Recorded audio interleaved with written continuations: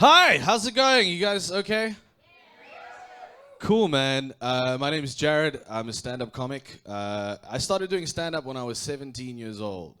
And when you're 17 years old and you're still in high school and you're living this double life of doing gigs at nighttime and going to school during the daytime, high school shit doesn't bother you anymore. It's not one of those things like I get to school and the teacher would be like, Jaryd, where's your homework? Homework? Are you serious? Last night I smoked a joint in a bathroom that looked like a guy that looked like a clown. It's not my shit. I'm not down with high school. I was the coolest guy in school. I was.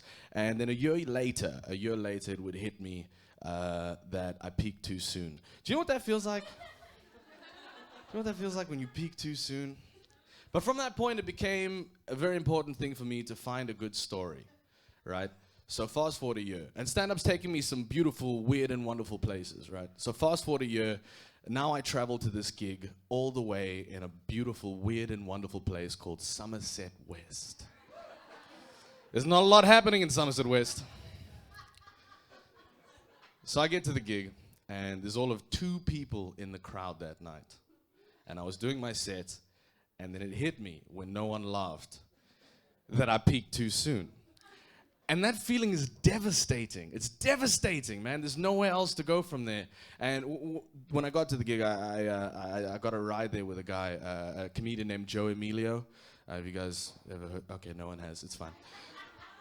Joe Emilio was my comedy chaperone for my first few years in stand-up, and he always had my back, you know. Whenever we were at a gig, I'd wander off with all this teenage sexual frustration, and I'd find myself with a girl, and he'd bust in, Jaryd, you know what your problem is? You're always thinking with your dick. And that became a thing, man. I was always thinking with my dick. That was the problem for me. And I'm at this gig now. No one's laughing. I get to the bar, and I'm feeling devastated, okay? So I position myself at the bar by a very attractive young lady. And she's talking to what looks like her mom, right?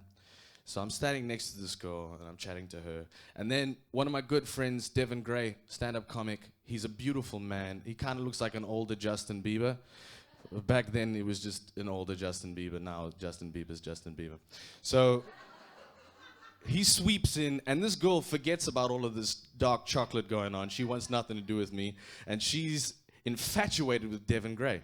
So now I'm at the bar. I'm devastated, okay? Comedy's not working out. Things aren't working out for me. Not even girls want me. I'm at the bar smoking a cigarette, and what looked like her mom, that lady positioned herself next to me, and she said to me, you know, when you finish with that cigarette, how about I take you home and show you a good time? She says to me, wow, you know, you're really attractive for an Indian guy. I said, thank you, I guess, you know. Now that night, Devin Gray told me a very interesting story. Devin Gray told me that he said, Jaryd, when I was younger, I did cocaine with Prince Harry. That's my claim to fame. Don't worry, young blood, one day you'll have your story, right?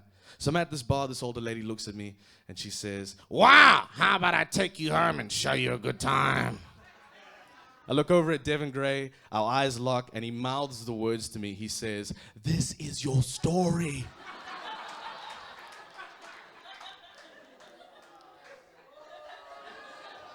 I'm devastated at this point, so I look over at the lady and I said, yeah, sure, when the cigarette's finished, you can do whatever you want to me.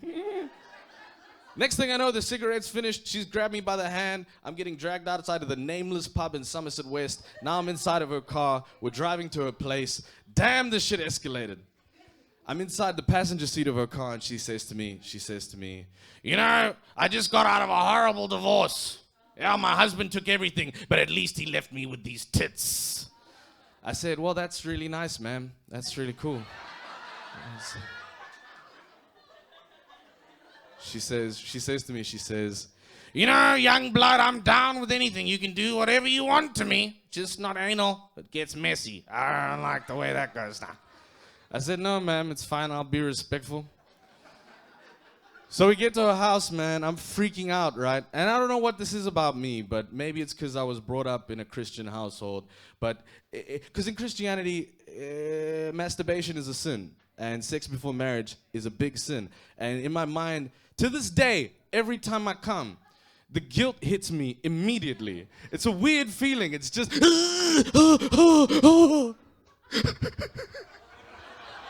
what have I done? It's a weird thing for me, man. So I get to this 42-year-old's house, right? I'm 18 at the time. She's 42. Okay?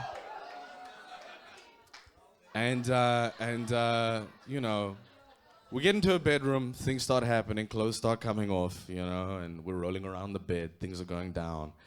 And just when I come, man, just when I hit that spot, I looked up at a bedside table, there was a photo of her son, and I thought to myself, we could have been friends. Like, it's a weird point for me, man. You know? And there I am, post-sex, and I got a ride to the club with my friend Joe Emilio, right? He was my comedy chaperone. It was his job to take care of me. And now I'm butt naked in front of a full-length mirror. There's a 42-year-old lovely lady, I don't remember her name, but she was performing fellatio on me at that moment, right? And then my phone rings, and I pick it up, and guess who's on the other side? It's Joe Emilio. And he says to me, Jaryd, you know what your problem is? You're always thinking with your dick. How you gonna get home, Jaryd? Who's gonna drive you home, Jaryd? You better ask that lady to drop you off at home, because I'm not gonna do it. You better get your ass back to the comedy club, or we're gonna leave without you. And I said to the lady, I said, ma'am, do you mind dropping me off at the comedy club? And she says to me, she says, no problem. So we get back in the car. Man. And she's dropping me back off at the comedy club where she found me, right? And I'm like, the guilt has hit. Like, I feel terrible about what's going on. This is my third sexual experience, okay? This is a lot for me. I'm 18 years old. And we get back to the club, and I'm feeling ashamed. I'm feeling guilty, you know? All of these things are hitting me. And, you know, she parks the car at the club, and I say to her, thank you for tonight. This has been really fun. I wish you all of the best with your divorce. But close the door, walk into the club. The bell rings because it's fucking Somerset-West. There's no one there, so they need to know if customers are coming in. And there's a group of comics, all the comics that were there that night. They're huddled around a table, standing in a circle. They see me, they start cheering. Jaryd's back! He's conquering in Somerset-West! Yeah, Jaryd! Woo! 42-year-old! I'm feeling ashamed, man. I'm feeling embarrassed. I get to the table. I said, Joe, can we go home? And just then, the bell rings one more time. The 42-year-old older lady walks into the bar. She gets to the table with the comics. She puts her hand down on the table. She looks everyone in the eyes, and she says, wham, bam, thank you, ma'am. And she walks out. I've never been back to Somerset-West to this day. My name is Jaryd Pillay. Thank you very much.